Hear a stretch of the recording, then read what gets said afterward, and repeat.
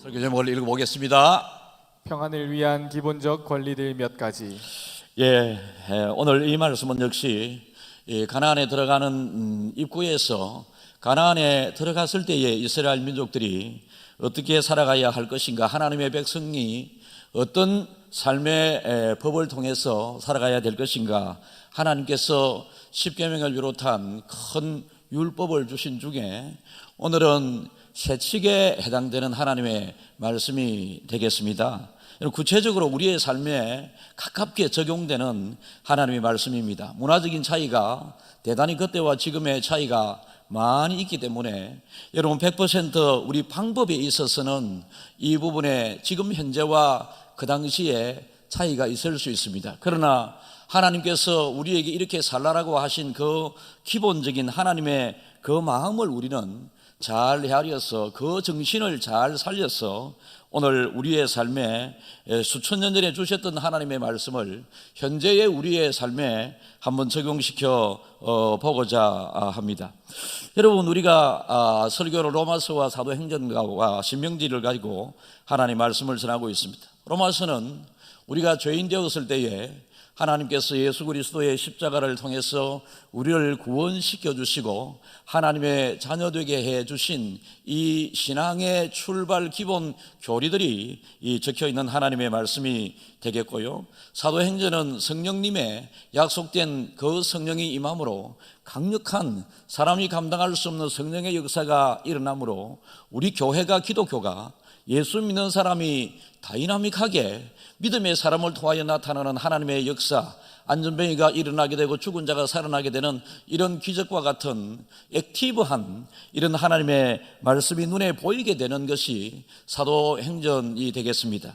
신명기는 우리 믿음의 사람들이 이 세상을 살아가게 될 때에 그 당시에는 하나님께서 이스라엘 민족이라고 하는 민족 공동체를 하나님께서 부르셨기 때문에 이 민족 공동체가 유지되기 위해서는 여러 가지 법이 많이 필요합니다.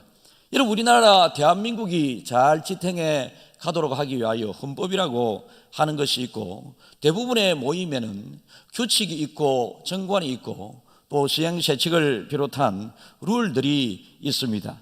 이 룰이 잘 지켜져 가게 될 때에 그 공동체가 보존되어져 가고 그 공동체가 질서 있게 나아갈 수 있게 됩니다.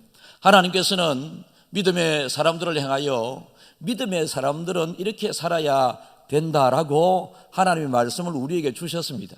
하나님께서 믿음의 사람들에게 주신 이 법과 계명으로 대표되는 이 룰은 여러분, 우리를 부담스럽게 하기 위하여 주신 것이 아니라 우리가 엉뚱한 길로 가게 될 때에 바른 길로 가게 해서 하나님이 약속한 그 은혜와 축복을 받아 누리도록 하기 위하여 이 계명을 주셨다라고 하는 것을 꼭 기억할 수 있기를 바랍니다.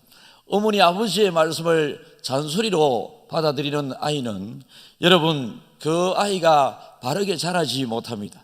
아버지 어머니가 주시는 말씀을 교훈으로 잘 새겨들으면 그 아이는 바르게 잘 자랄 수 있습니다. 학교에서도 마찬가지입니다.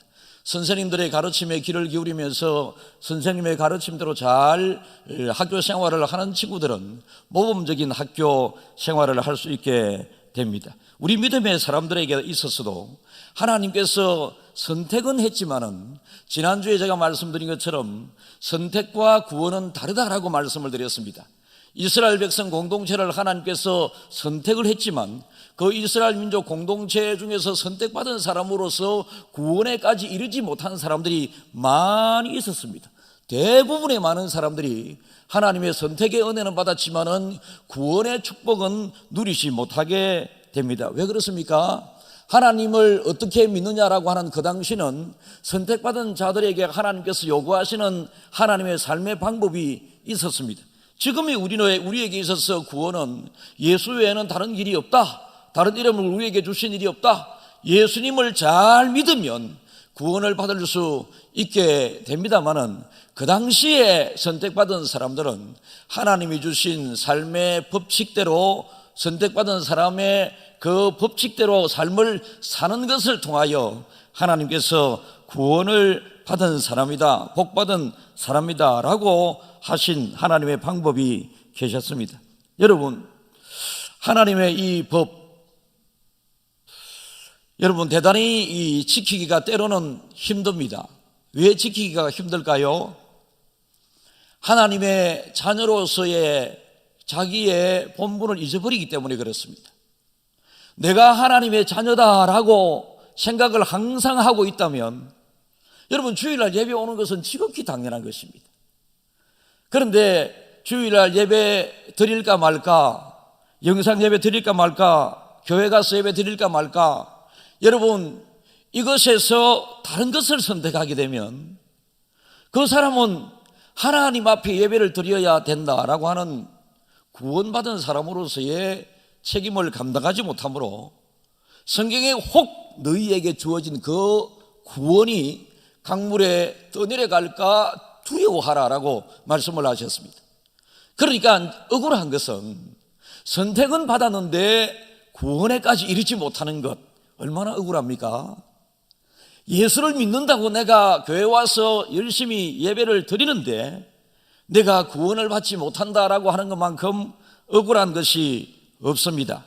오늘 하나님께서 그 당시 이스라엘 백성들에게 선택과 아울러서 너희들이 이 말씀을 잘 지키면 이 복이 너희에게 임할 것이다, 이 복 있는 사람이 너희들이 되어야 된다라고 하는 것입니다. 그래서 하나님이 주신 이 룰을 감사함으로, 하나님이 그냥 선택만 하고 내버려 두었다면 우리 어떻게 살아야 할지 모르잖아요.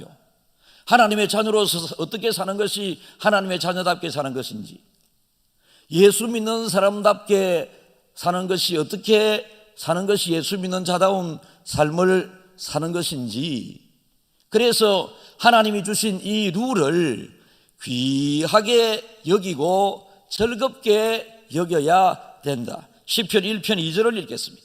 복 있는 사람은 악인들의 꾀를 따르지 아니하며 죄인들의 길에 서지 아니하며 오만한 자들의 자리에 앉지 아니하고. 복 있는 사람, 복 있는 사람들은 악인들의 꾀를 따르지 아니하며, 여러분 악인들도 자기들 나름대로의 삶의 방법이 있습니다. 죄를 지은 사람들도 죄 지은 사람 자기 나름대로의 삶의 방법이 있습니다. 그런데 이 세상을 살아가는데 자기 나름대로의 삶의 방법으로 산다고 해서 그것이 잘 사는 것이 아니라 하나님의 말씀대로 살아가고 예수 믿는 것, 이렇게 하나님의 말씀대로 살아가며 예수 믿는 사람들, 자기 나름대로가 아닙니다. 하나님 의도대로 살아가는 사람. 3절 읽어보겠습니다. 그는 시냇가에 심은 나무가 철을 따라 열매를 맺으며 그 잎사귀가 마르지 아니함 같으니 그가 하는 모든 일이 다 형통하리로다. 그러니까 하나님이 주신 이 계명으로 대표되는 이 룰을, 법을, 구약 하나님의 이 말씀을 잘 지켜 행하면 아름다운 풍성한 시냇가에 심은 나무, 아무리 가뭄이 온다 할지라도, 여러분 잎이 무성한 나무, 아무리 시험이 온다 할지라도 우리의 삶이 물된 동산과 같이 여러분 풍성한 삶, 여러분 조그만 가뭄이 오면, 조그만 시험이 오면 나무의 잎이 말라 버리듯이 우리의 믿음 생활이 왜소해지게 되는 경우가 있습니다. 그러나 여러분, 우리가 정말로 하나님께서 나를 선택하셨고 그 선택의 룰을 주셨고 이 룰대로 살아가게 되면 구원의 은혜까지 이룰 수 있다라고 생각을 하면 이 룰은, 이 구약 성경 하나님의 말씀은 정말로 우리에게 귀하게 다가옵니다. 그래서 인간 모든 삶에 있어서는 법이 필요합니다. 하나님께서 율법을 그래서 주셨습니다. 율법대로 살게 되면 그 사람이 잘 사는 사람이고 잎이 무성하고 그 속에서 각종 열매를 맺게 되는 풍성한 인생을 살아갈 수 있습니다. 여러분, 사람이 이렇게 살아가다 보면, 공동체에 살아가다 보면 힘센 사람이 있고 힘이 좀 약한 사람이 있습니다. 힘센 사람이 무엇이든지 할 수 있는 대로 한다면 그 약육 강식의 동물적인 삶밖에 되지 않습니다. 그래서 힘이 센 사람이나 힘이 없는 사람이 하나님 앞에 동일한 은혜를 받아가도록 하기 위해서 거기도 법이 필요합니다. 부자가 있고 가난한 사람이 있습니다. 부자로서 살아가는 나름대로의 삶의 방법이 있고, 가난하고 힘들게 살아가는 사람 나름대로의 삶의 또 방법이 있습니다. 여러분, 이 부자로서 살아가는 것하고 가난한 사람으로서 살아가는 사람 차이가 날 수밖에 없습니다. 그래서 여기에도 동일한 룰이 필요하다. 그 당시 예수님께서 오셨을 때도 과부와 고아로 나그네로 대표되는 약하고 힘든 사람들이 있었습니다. 세상은 그들을 차별했습니다. 그들을 집에 못 들어오게 했고, 그들을 만나지도 않으려고 했고, 항상 그들을 인간 같은 인간이면서도 계층이 있는 듯한 그런 차별적인 삶을 살았습니다. 예수님께서는 이것을 인정하지 않으셨습니다. 오히려 예수님께서는 가난하고 힘들고 소외된 고아와 과부들을 위하여 예수님께서는 더 많은 일을 하셨다라고 하는 것을 우리는 알게 됩니다. 이 신명기 24장 전체를 중심으로 오늘 하나님의 말씀을 다루어 보겠는데요, 제가 말씀드린 것처럼 공동체입니다. 공동체였고 광야 40년 동안을 지금 마무리하고 새로운 가나안에 들어가서 정착하게 됩니다. 여러분, 이 광야 40년 동안에는 유리하고 방황하고 막 맨날 다녀야 하는 그런 시대였기 때문에 큰 법이 필요하지 않았습니다. 그러나 정착이 되게 되고 도시가 이루어지게 되고 사람이 밀접되어 살아가게 되고 서로의 소유가 구별되게 되고, 여러분, 이럴 때에는 서로 간에 법이 필요합니다. 만약에 법이 없다면 아까 말씀드린 것처럼 힘있고 잘 사는 사람에 의해서 지배당하는 세상밖에 되지 않습니다. 결국은 하나님께서는 이 택한 이스라엘 공동체의 보존을 위해서 이렇게 키 크고 잘생긴 사람, 또 부자로서 많은 것을 가지고 있는 사람이나 약하고 아무것도 가지고 있지 아니하는 사람들을 향하여 하나님께서는 특별히 소외되기 쉬운 이 사람들을 어떻게 해야 할 것인가? 부자에게 주시는 하나님 말씀보다는 가난한 사람에게 주시는 하나님의 말씀인 듯한 비중이 더 많습니다.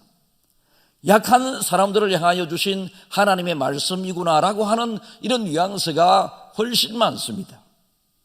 여러분, 우리는 오늘 죄악된 곳이 아니라면 어디든지 우리는 출입을 할 수 있습니다. 하나님께서는 죄악된 곳이 아닌 곳에 우리를 출입 금지라고 하신 적이 없습니다. 그리고 죄악된 것이 아니라면 마음껏 우리는 자유함을 누려야 하는데, 이 자유함을 누리는데 예외적인 사람이 생기지 말아야 된다라는 것입니다. 여러분, 가난하고 힘든 사람들은 아무리 그 속에서 풍요 속에 있지만은 자기 소유가 없으면 빈곤한 삶을 살 수밖에 없는 이 현상들을 하나님께서 우리들에게 오늘 같은 공동체 안에서 초대교회는 서로 내 것을 내 것이라 주장하지 않고 자기의 재물을 공동체를 향하여 교회 앞에 내어놓음으로 그것을 필요로 하는 약한 자들이 언제든지 그것을 가지고 가서 내 것은 아니지만은 나를 위하여 사용할 수 있는 아름다운 초대교회 공동체의 모습이었습니다. 오늘날 여러분, 이 세상은 전부 다가 자기중심적이고 개인적인 삶이고, 하나님께서는 또 특별히 개인적인 부르심을 통하여 구원을 베푸시기 때문에 여러분, 개인이 하나님과의 어떠한 관계를 해야 할 것인가 우리는 잘 살펴보면서도 내 주변에 이것을 자유를, 하나님께서 주신 은혜를 누리지 못하는 약한 사람들, 힘든 사람들을 배려하는 우리 믿음의 사람들이 되어야 합니다. 첫 번째는 여성들에 관련된 보호입니다. 여러분, 우리가 잘 알다시피 성경을 읽다 보면 하나님께서 남성 위주의 하나님의 말씀이 기록되어 있고, 그 당시 대부분의 문화에 있어서는, 고대 문화는 여러분 여성들이 존중받지 못하는 사회였습니다. 여러분, 여성을 물건, 노예, 종처럼 취급을 했습니다. 그래서 여성과 이렇게 짐승을 몇 마리 주고 여성과 살다가 이혼 정서 없이 여성을 내어 쫓아버리게 되는, 그러면 여성은 버림받은 사람밖에 되지 않습니다. 사람이 함께 살다가 여성이 남자가 실정이 나면 그냥 여성이 떠나버리는 것이 아니라, 남자가 여성이 실정이 나게 되면 그냥 보내면 그만인 사회였습니다. 그래서 굉장히 여성들이 남자에 의해서 버림받기도 하고 선택받기도 하는, 이혼이라고 하는 것이 대단히 흔했습니다. 그리고 이혼했다가 다시 남자의 마음이 여자를 향하여 생기게 되면 또다시 오라고 해서 같이 살게 되는, 그러니까 여성들에게 있어서는 항상, 요즘은 부부가 되기 위해서는 남자가 여성을 아내로 잘 좋은 사람을 선택하고, 또 아내가 남편으로서 남자를 잘 선택하는 동등한 선택권이 주어져 있습니다만은, 예전에는 남성에 의해서 여성은 선택되었지 여성이 남성을 선택하는 그런 결혼 풍토가 아니었습니다. 이러한 여러분 이 여자들을 전시하게 되는 이 상황에서 하나님의 이 오늘 말씀, 신명기 24장 초반부에 나오는 이 말씀은 강력한 이혼을 통제시키게 되므로 여성을 보호해 나가는, 그 당시 약자로 대표되는 첫 번째 여성을 보호하게 되는 이런 부분을 우리는 잘 알아야 합니다. 율법은 가정을 대단히 소중하게 하나님께서 말씀하셨습니다. 그래서 가정을 잘 지켜나가는 것이 율법의 정신입니다. 남자가 다른 마음에 드는 여인이 생겼다면 다른 여인을 취하기 위하여 지금의 내 아내를 쫓아내지 말라라고 하는 것입니다. 쫓아내지 말라라고 하는 것입니다. 여러분, 남편은 수치되는 일이 있을 때, 오늘 1절 읽어보겠습니다. 사람이 아내를 맞이하여 데려온 후에 그에게 수치되는 일이 있음을 발견하고 그를 기뻐하지 아니하면 이혼 증서를 써서 그의 손에 주고 그를 자기 집에서 내보낼 것이요. 여러분, 여성들이 이 외도를 하게 된 경우가 되겠습니다.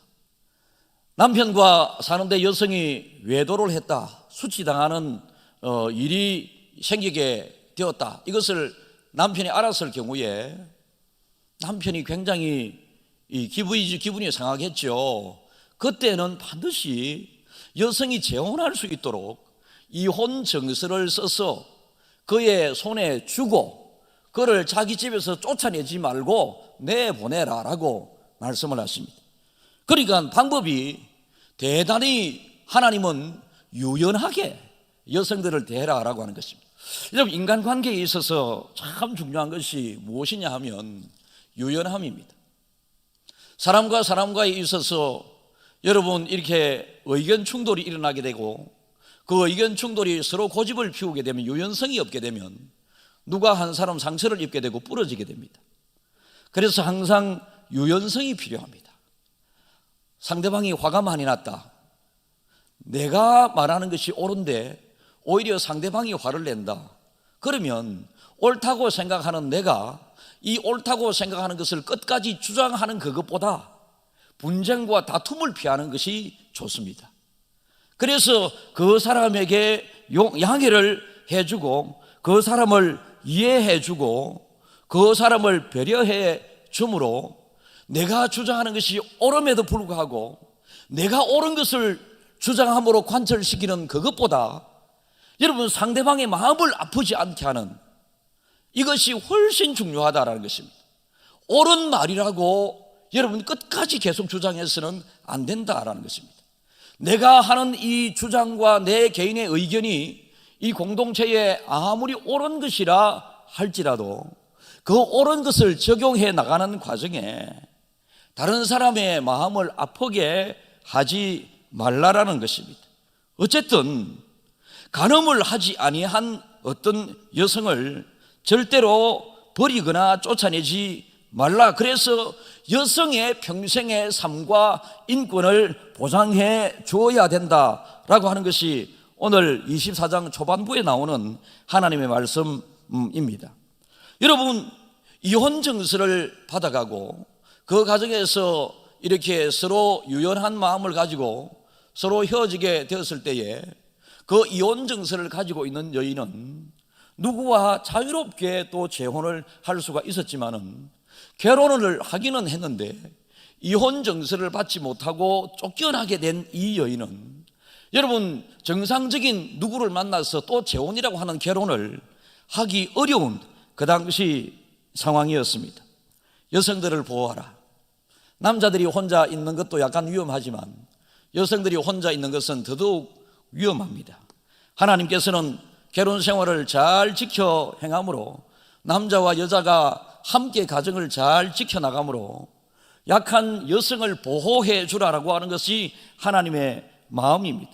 그래서 여러분, 집안에서도 남자가 여자를 이기려고 하고 완력으로 누르려고 해서는 절대로 안 됩니다. 반대로 여성이 남자를 꽉 잡고 가야 된다라고 하는 이것도 옳은 것이 아닙니다. 서로에게 유연하게 대해야 됩니다. 남편은 아내에게 유연하게 대하고요, 아내는 남편에게 유연하게 대함으로 두 사람이 가정을 잘 지켜나갈 의무가 있고 남편은 아내의 평생의 행복을 책임져야 할 의무가 있을 뿐만 아니라 아내는 남편의 평생의 행복을 책임져 나가야 할, 결혼 생활을 지켜 나가야 할 의무가 있었다라는 것입니다. 여러분, 신약에서 예수님은 한 몸이 되고 연합된 가정을 지키라고 말씀을 하시는데요, 마가복음 10장 2절을 읽어보겠습니다.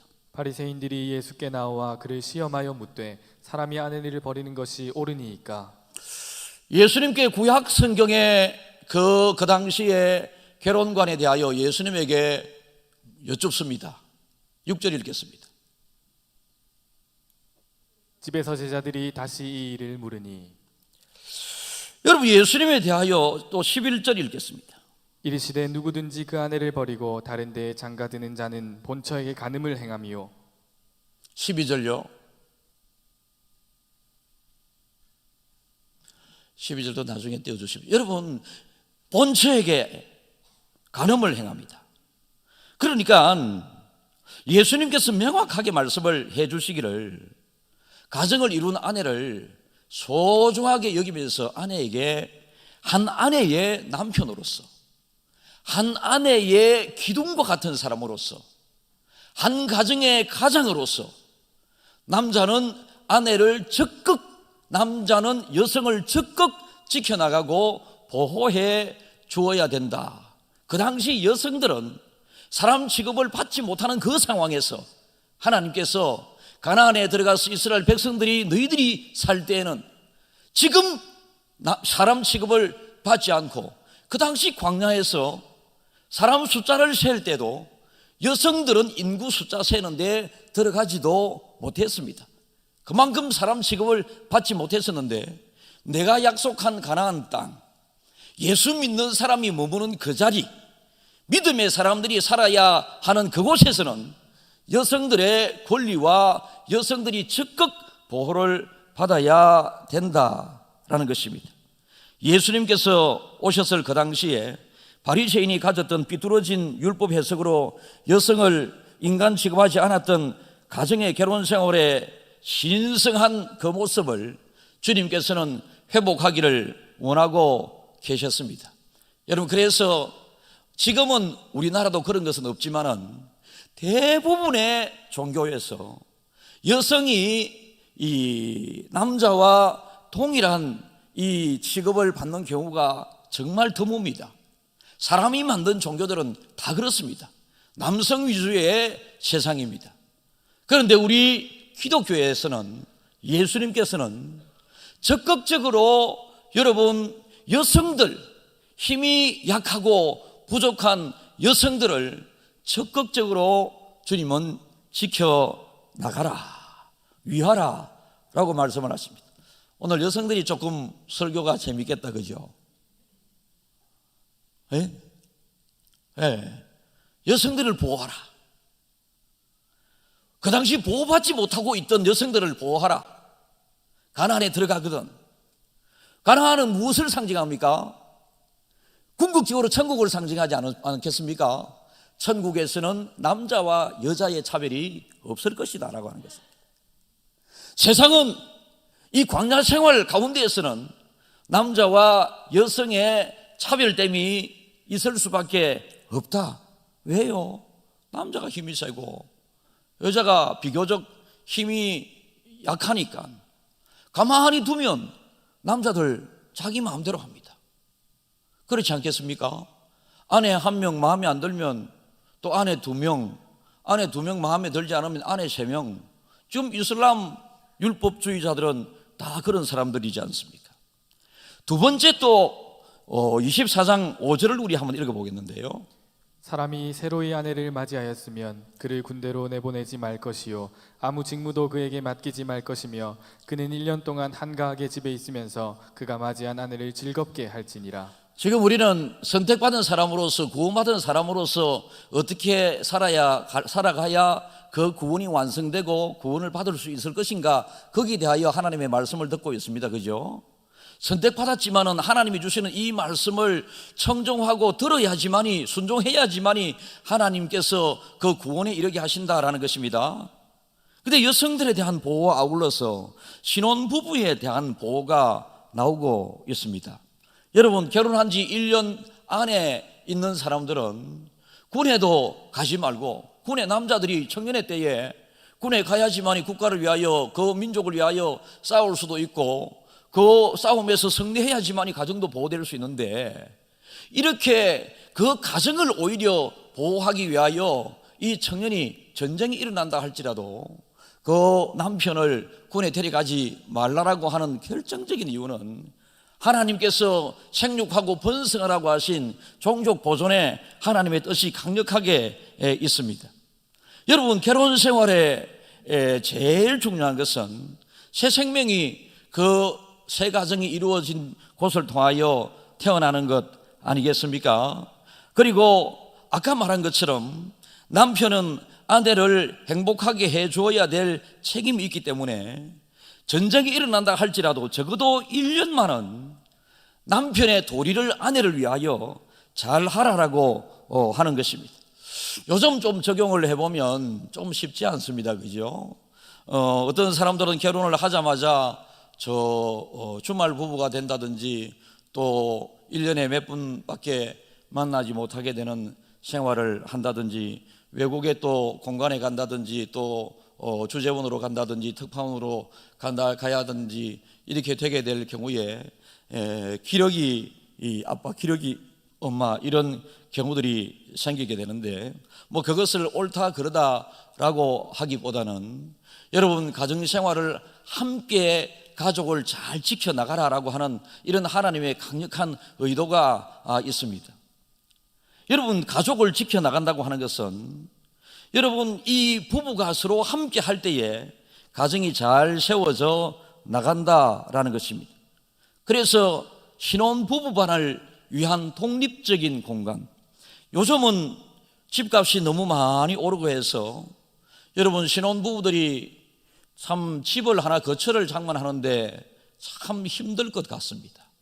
집 한 개가 수억씩 하니까 수억을 다 모아두고 있는 사람도 많지는 않고, 또 부모로부터 수억을 또 물려받을 수 있는 사람도 그렇게 많지 않을 것 아니겠습니까? 그래서 신혼부부들이 신혼의 삶을 살면서 아기도 마음껏 낳지 못하게 되는, 서로 간에 직장 생활을 해야 되므로 아기가 점점 늦춰지고 결국은 아기가 안 생기게 되는 나이 때문에 여러분, 이런 경우가 있게 되는데 성경적이지 않다라는 것입니다. 성경에서는 여러분, 신혼생활을 마음껏 보장해주고 해서 이 신혼생활을 통하여 이스라엘 민족이 번성하고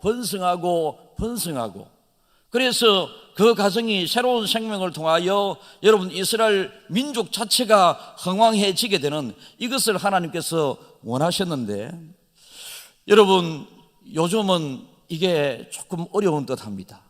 그래서 신혼 가정을 위한 어떻게 정부 차원에서 뭘 하려고 그러고 하고 있는데, 여러분 이것이 대단히 좋은 방법인 듯합니다.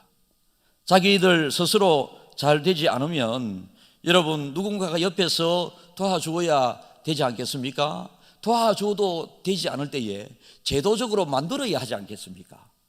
법적으로 신혼부부들이 여러분 행복하게 살아갈 수 있도록 제도화시켜서 그들로 말미암아 아이를 2명, 3명 낳아도 삶에 부담이 없을 정도로 여러분 인구 절벽 시대가 오기 전에 이런 것을 빨리 만들어가는 것이 성경적인 하나님의 원리에 입각한 것이다 라고 하는 것을 꼭 기억을 해야 합니다. 여러분, 세 번째, 돈을 빌리게 되었을 때에 돈을 빌린 사람이 돈을 갚지 못하게 되는 경우가 되게 되겠습니다. 사랑하는 여러분, 먼저 우리는 오늘 이 말씀에 들어가기 전에 우리 믿음의 사람들은 항상 영적인 이 축복을 많이 받아야 합니다. 그러면 흔히 우리가 돈으로 상징되는 물질적인 축복은 영적인 축복이 아닌가라고 하는 이런 부분에 의문을 가지게 됩니다. 물질적인 축복도 믿음의 사람들이 선한 삶을 살고 이것을 잘 벌어서 선한 일에 사용하고 하나님의 일에 사용하고 하는 것은 여러분 그 물질 생활이 영적인 생활이 될 수 있습니다. 그런데 이 돈을 가지고 돈 때문에 하나님을 생각하는 것이 적어지고 돈 때문에 범죄하게 되고 여러분 그 사람의 머리에 온통 돈이 가득 차 있게 되고 그 사람의 생각이나 마음이 온통 돈으로 가득 차 있게 될 때에 돈이 그 사람에게 우상이 되게 되고, 그래서 우상과 재물과 우상, 이 하나님과 겸하여 섬길 수 없다라고 말씀하셨습니다.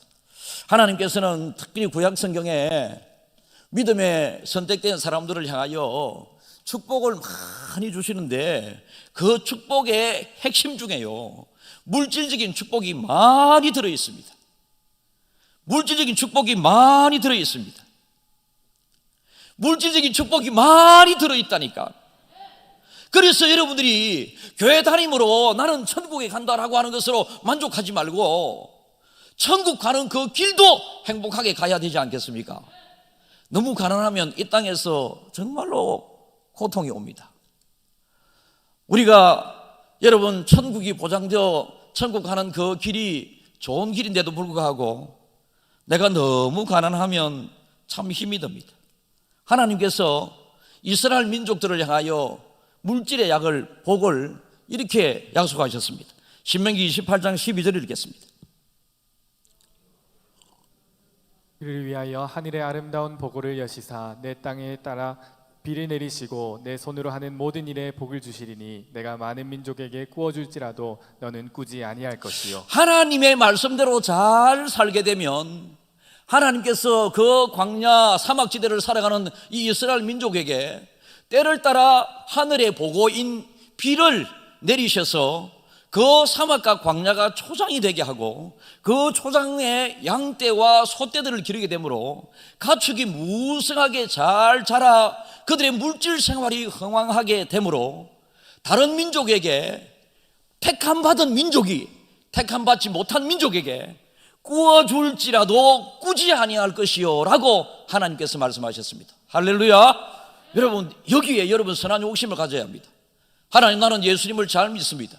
하나님, 나는 하나님을 잘 믿습니다. 이 땅의 모든 것을 다 가지고 계신 부자이신 나의 아버지 하나님, 나에게도 이 땅을 살아가는데 물질의 은혜를 허락해 주셔서 가난하게 살아가는 것이 나에게 너무 힘이 듭니다. 나에게 가난을 벗겨달라고 열심히 기도하면서 열심히 애쓰고 노력하는 중에 여러분들의 삶이 다른 사람들에게 돈을 빌리면서 살아가는 것이 아니라 다른 사람들에게 돈을 빌려주면서 살아가는 것이 하나님의 뜻입니다. 그런데 공동체를 살아가면서 그 가나안에 들어가게 되었을 때에 불가피하게 그들 중에서 서로의 행편이 다 똑같을 수는 없지 않겠습니까? 누군가가 큰 병이 생겨서 병원비가 필요할 수도 있고, 그죠? 누군가가 여러분 큰 것을 잊어버려서 돈이 없어 생활하기가 힘들게 되게 될 때에, 재정적인 고통을 당했을 때에 누가 누구에게 돈을 빌리게 됩니다. 누가 누구에게 돈을 빌리게 될 때에 이걸 갚아야 되잖아요. 갚아야 되는데 빌려준 사람이 이 빌려간 사람에게 이제 기간이 되었으니 돈을 달라고 했을 때에 이 빌려간 사람이 지금 당장 돈을 줄 형편이 되지 못합니다. 6절 읽겠습니다. 사람이 맷돌이나 그 윗짝을 전당 잡지 말지니 이는 그 생명을 전당 잡음이니라. 당시에는 돈을 빌려가게 될 때에 그 가치에 해당되는 뭔가를 전당을 잡히고, 예를 들어서 돈이 500만 원이 필요하면 소를 그 집에 맡겨두고 돈을 빌려가게 되는, 여러분 이런 풍토가 있었는데, 하나님께서는 500만 원도 그 가정에 필요하지만 그 가정의 소는 그 가정의 재산이지 않느냐, 그 가정의 전부이지 않느냐. 그래서 저당 잡고 돈 빌려주지 말고 형편이 되면 그냥 빌려주라. 맷돌이나 그 윗짝, 여러분 아시죠? 맷돌 이렇게 갈면 옛날에 시골에서 이 콩을 갈아서 옆에 쭉쭉쭉 나오면 그거 가지고 두부를 하지 않습니까? 그 맷돌 전체나 맷돌의 윗짝이라고 기록이 되고 있습니다. 윗짝은 뭡니까? 돌리는 것이 윗짝이고 가만히 있는 것이 그 밑에 돌입니다. 그러니까 윗짝이든 아래짝이든 한계가 없으면 그 맷돌은 기능을 상실해 버리고 하나의 돌밖에 되지 않는 것입니다. 그래서 이 모든 것을 너에게 돈을 갚지 못한다고 해서 그 사람이 살아가는데 필요한 맷돌을 빼앗음으로 그 사람이 굶어 죽는 일이 없도록 해야 된다. 돈보다 생명이 더 중요하다. 과부도 잘 보호해야 된다. 17절 읽겠습니다. 너는 객이나 고아의 송사를 억울하게 하지 말며 과부의 옷을 전당 잡지 말라. 이 과부가 누구에게 돈을 빌린 것 같습니다.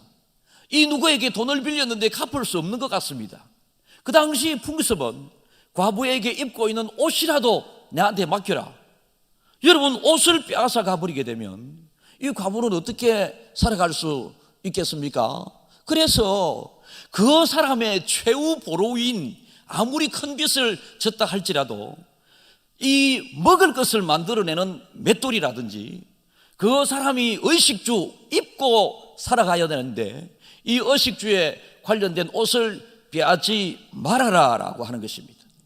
여러분, 그러면서 하나님께서는 너희들이 예전에 애굽에서 살 때에 먹을 것을 수확할 때마다 애굽에 빼앗겨서 아무리 수확을 많이 해도 가난한 노예 생활을 했던 것을 너희가 알지 않느냐?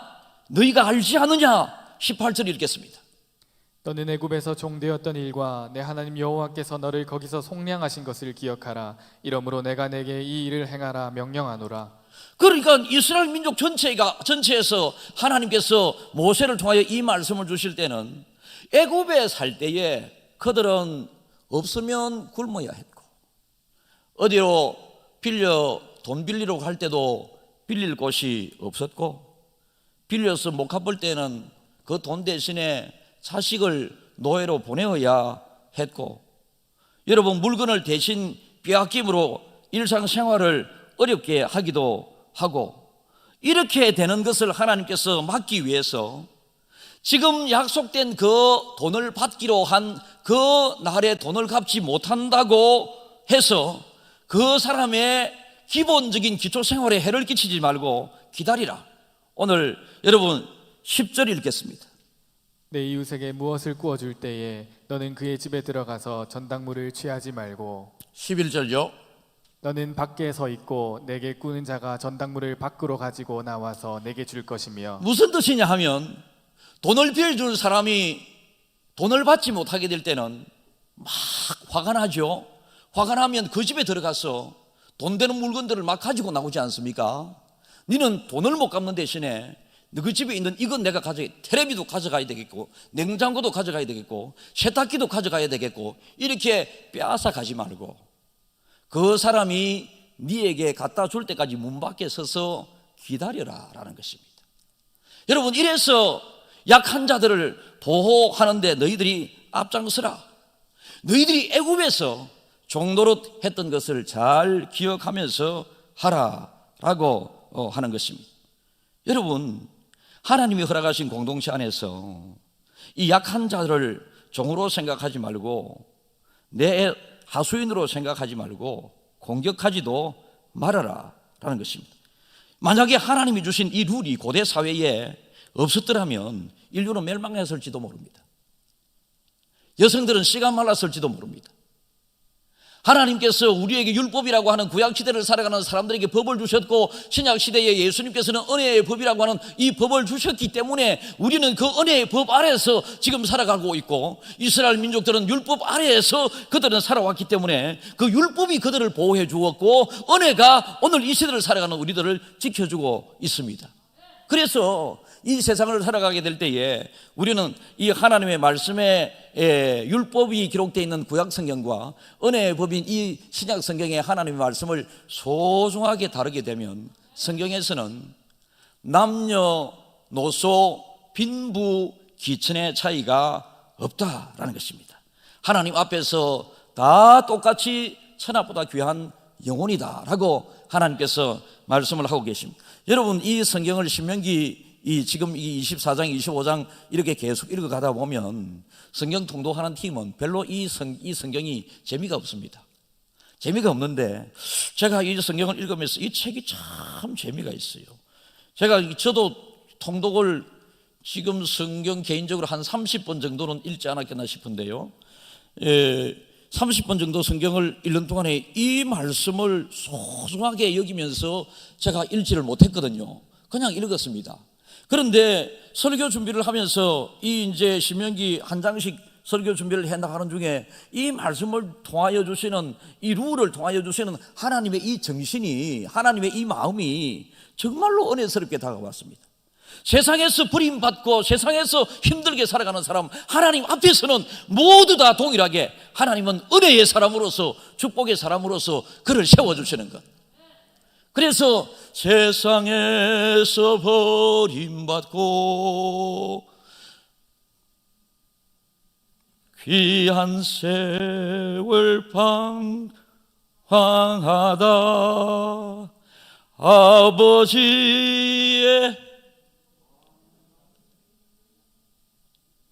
생각이 안 납니다. 모든 것을 다 잊었네. 여러분, 세상이 얼마나 힘듭니까? 그러니까 우리를 존귀하게 여기시는 하나님 앞에 나오는 이것이 얼마나 큰 행복인지요. 세상은 여러분, 많이 가진 사람이 적게 가진 사람을 언제나 억압합니다. 권력을 가진 사람이 권력을 갖지 못한 사람을 전시합니다. 부자는 의시되면서 가난한 사람을 조롱합니다. 외제차 좋은 차를 타고 다니면서 여러분, 가난한 사람들을 힘들게 합니다. 이런 사람들은 항상 과거에 자기의 가난했던 시절, 애굽에서 종노릇 했던 그 시절을 생각하면서 잘난 차지 말고, 부자였으면 부자로 다른 사람을 억압하지 말고, 과거의 자신의 경험들을 돌아보면서 친절하게 대하고, 친절 자체가 하나님의 명령이었습니다. 18절 읽겠습니다. 너는 애굽에서 종되었던 일과 내 하나님 여호와께서 너를 거기서 속량하신 것을 기억하라. 이러므로 내가 내게 이 일을 행하라 명령하노라. 명령하지 않습니까? 명령. 또 20절 읽겠습니다. 내가 내 감람나무를 떤 후에 그 가지를 다시 살피지 말고 그 남은 것은 객과 고아와 과부를 위하여 남겨두며. 이거 무슨 소리입니까? 그 당시 논밭이 없어서, 과일이 없어서, 나무가 없어서, 여러분, 이 사람은 농사 지을 땅도 없고 수확할 것도 없습니다. 과일 나무가 없어서 과일을 수확할 것도 없습니다. 그런데 어느 집에는 과일 나무가 많이 있습니다. 과일이 많이 맺혔습니다. 철이 되어서 과일 수확을 다 하는데 다 따지 말아라. 과일을 다 따지 말고 남겨두라. 남겨둔 그 과일을 나그네 객과 고아와 과부들이 먹게 하라. 얼마나 하나님께서 힘들고 가난한 사람들을 배려하고 있습니까?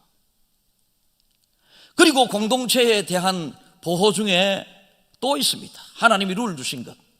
공동체는 여러분 말 그대로 공동으로 살아가는데 정말로 어렵습니다. 그때는 어떻게 살아가야 되는가? 구심점이 있어야 된다. 궁극적으로 하나님 중심으로 하되, 하나님은 눈에 보이지 않으니 하나님이 세워주신 주의 종을 중심으로 살아가라라는 것입니다. 여러분, 그 당시에 지도자는 모세였습니다. 모세 중심으로 살아가라라는 것입니다. 모세에 따라하라, 모세에게 순종하라라고 하는 것입니다. 여러분, 요즘은 주의 종이라고 그러면 기능적으로 목회자 담임 목사가 되겠습니다. 여러분, 담임 목사는 회사에 어떤 높은 사람이 아닙니다. 학교의 교장 선생님이 아닙니다. 여러분들의 영적인 삶을 살피고 지도하는 목사입니다. 담임 목사에 대한 권위가 너무나도 많이 떨어져 있는 이 시대에 담임 목사의 권위를 인정하고 담임 목사의 지도에 순종하고 담임 목사가 교회를 어떻게 이끌어 가는가에 대하여 함께하라. 그게 너희들이 잘 사는 공동체의 일원이 되게 될 것이다 라고 하는 것입니다. 9절을 읽겠습니다. 너희는 애굽에서 나오는 길에서 내 하나님 여호와께서 미리암에게 행하신 일을 기억할지니라. 미리암에서 행하신 일이 무엇입니까? 미리암이 자기의 동생 모세가 이스라엘의 전체 지도자입니다. 미리암은 자기 모세의 누나가 되겠습니다. 모세가 자기 아내를 취하려고 그럴 때에 미리암이 보게 될 때에 이스라엘 민족도 아니고 자기의 아내가 될 만한 자격이 없습니다. 그래서 누나 미리암이 동생을 질책합니다. 질책을 하게 될 때에 그 미리암이 즉시 문둥병이 걸려버리고 맙니다. 아무리 육신적으로 동생이라도 하나님께서 그 이스라엘 민족을 인도하기 위하여 세우신 영적 지도자, 기름 부은 그 지도자에 대하여 순종하지 않게 되었을 때에, 그 권위를 인정하지 않게 되었을 때에 미리암이 즉시 문둥병이, 그런데 모세가 간절히 기도함으로 미리암이 문둥병이 걸린 것을 회복시켜 지게 됩니다. 사랑하는 여러분, 교회에서는 여러분, 여러분들보다 나이가 어린 부목사님들, 그러나 여러분들을 살피는 영적 지도자로서 여러분들이 잘 인정해야 여러분이 복을 받습니다. 부목사들은 아르바이트생이 아닙니다. 하나님의 기름 부은 여러분들과 똑같은 사람이지만 하나님이 주의 종들을 통하여 일하시고 주의 종들을 통하여 여러분이 복 받을 수도 있고 주의 종들을 통하여 여러분들이 저주를 받을 수도 있음을 꼭 기억하셔야 합니다.